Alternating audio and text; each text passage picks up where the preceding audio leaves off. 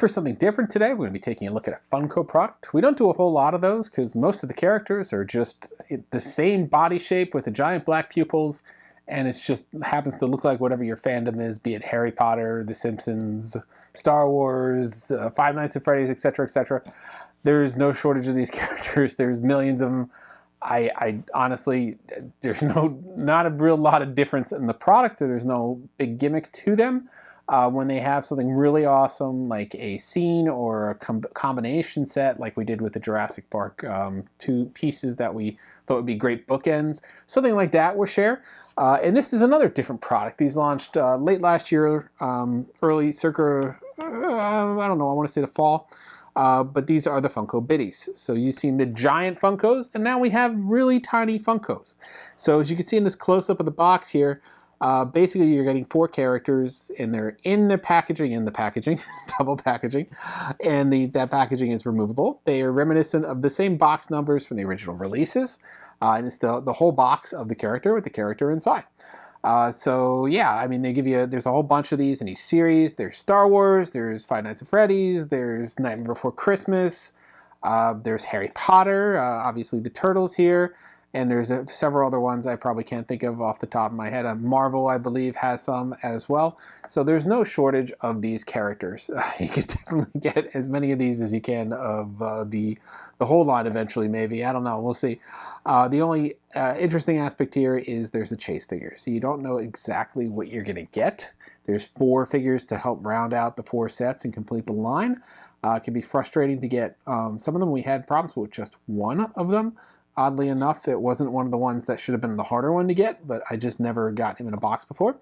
But we have all characters here, so we'll be able to show all those off to you. So why don't I bring you guys in close, and we'll check these out.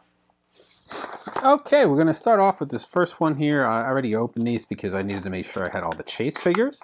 The hardest chase figure to get was Bebop for us, even though, as you can see on the back of the packaging here, you have a 1 in 3 chance of getting Bebop. We've gotten Michelangelo 8-bit in almost every single package we've opened. We got the Leatherhead 1 time. We got Casey 2 times. We've never gotten Bebop. We had to actually buy him off eBay because we could just, no matter how many packages we opened, we went through like, I think 15. It wasn't just for us. Someone else was collecting him as well when we were trading. No Bebops. So I don't know why he's so hard to get, but he just is. So here's that shelf I was talking about, and it has that Funko logo here on the stand on the bottom.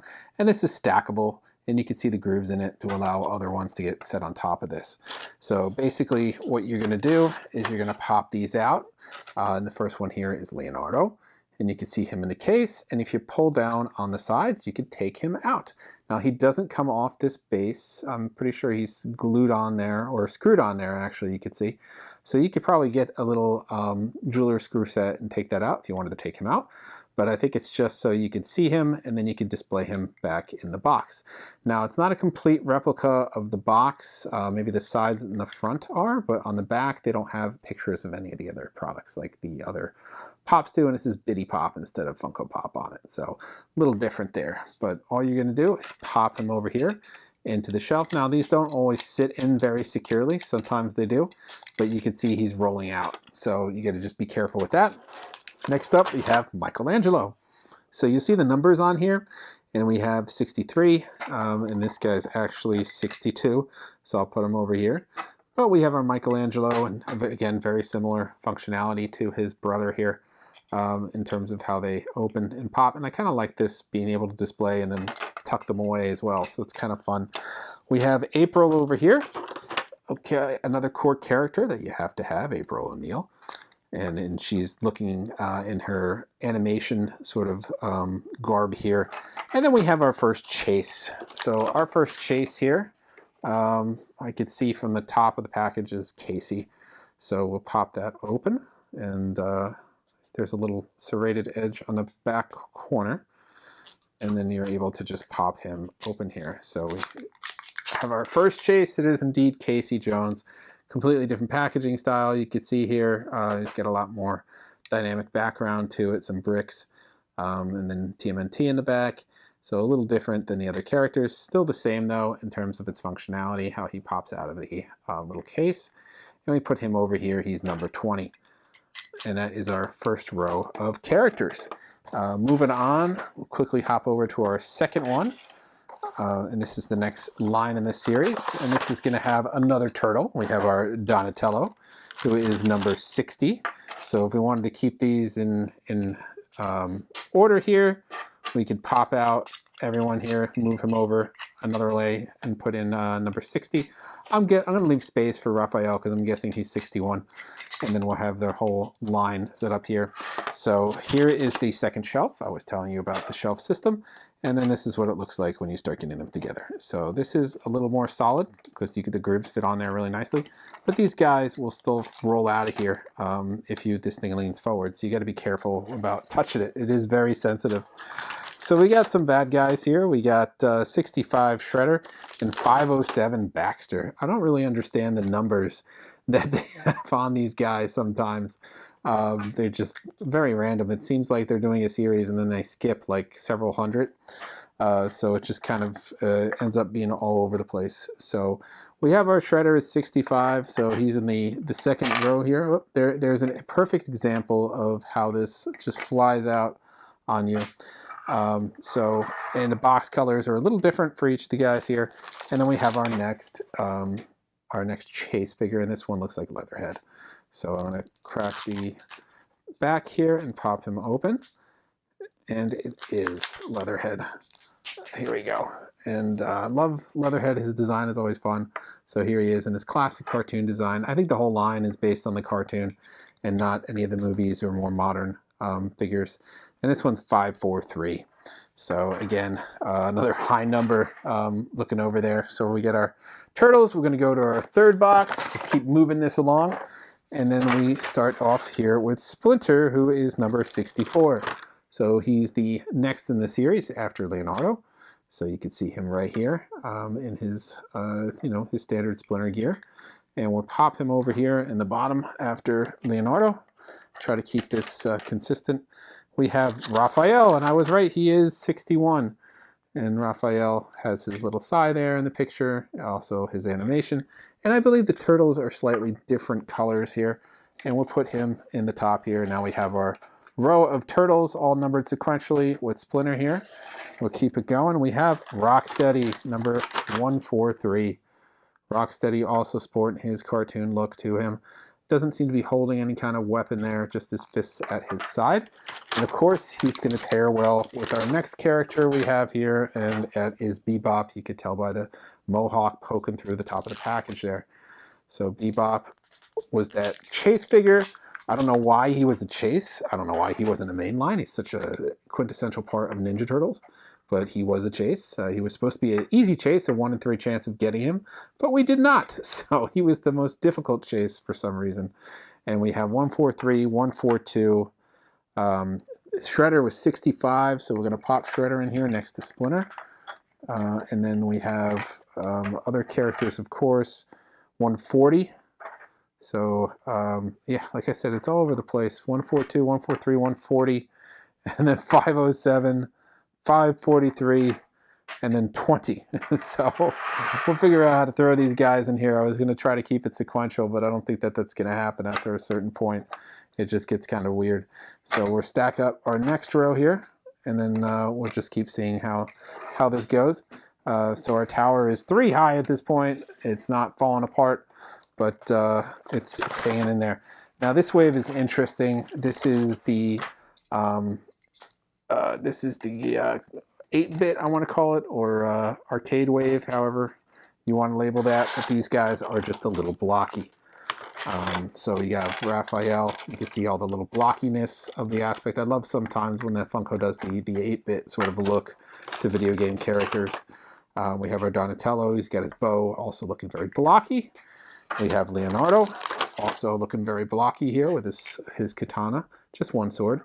And then we have our last chase figure, which is our most common, and then that's Michelangelo 8-bit. Not sure why this one was the most common one. I mean, you did have a 1 in 3 chance of getting him, but I feel like it was like a, 1 in 2 chance, honestly, with the number of Michelangelos we gotten. But there he is with his nunchaku. So these are labeled, actually they're 06 through 07. They're out of order too. I don't know why they couldn't have put them in the package this way instead, but this is the order that they would have been in. So we'll pop them up here, and this, again, the turtles work out kind of perfectly all the time. They're labeled perfectly together, so we could put the turtles here, and then we have Casey being the odd one out, and everyone else kind of just, you know, all over the place here. So we would have Casey being number 20, and there's nothing between 20 and the next row of turtles. So we would have April over here as 140. We'll throw Casey in next to April just to keep it consistent, and then I'll have Bebop and Rocksteady since they share the numbers, and then we'll have a row of villains here. And then this will be my tower of turtles right here. Hopefully you can see all that in the shot, but this is what it would look like if you could do these stacked up.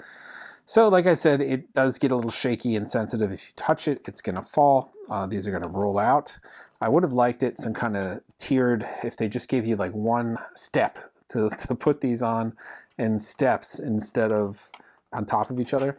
I guess you could, oh, there they go. That's a perfect example. It didn't take much force for that to throw forward when I just lent it a little bit. I was going to say you could just put them side by side as well, and you could label, you could depict them this way. But as you see, it doesn't take much to have these guys fly out of their little clamshells and end up everywhere. But anyway, this is the look at the Funko Bitty Pop TMNT line.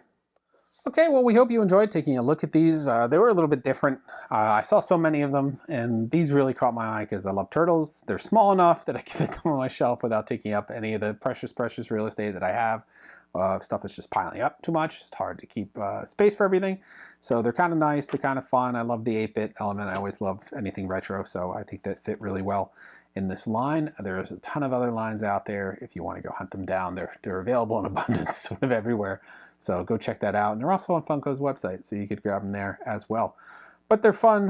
You know, they're easy. You just get the 4 in each pack that you buy, but there's no guarantee on what the 4th one is going to be. You could see through the window what the first 3 are, so you could get, you know, all of these characters. But when it comes time for the chase ones, this perfectly almost worked out here. 1, 2, 3, and then 4 is the other chase over here.